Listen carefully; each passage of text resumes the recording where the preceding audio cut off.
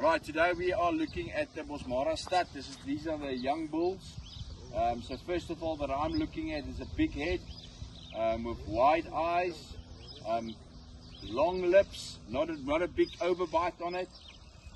Then from the neck, I need a strong, longer neck, not a short, strong neck. Then we go down to the legs. The hoofs must be preferably a little bit darker.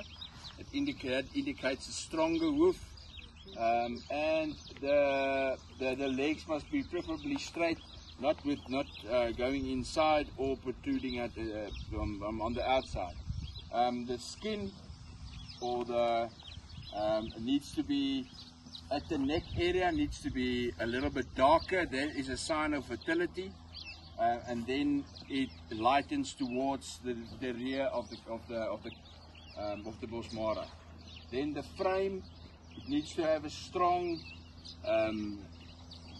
A-frame type of build, not small, not wide hips and small shoulders.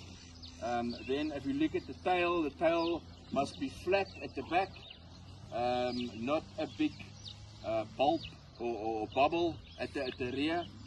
And then of course I look if it's horned or if it's pulled, and that is things that I look for in a Bosmara bull.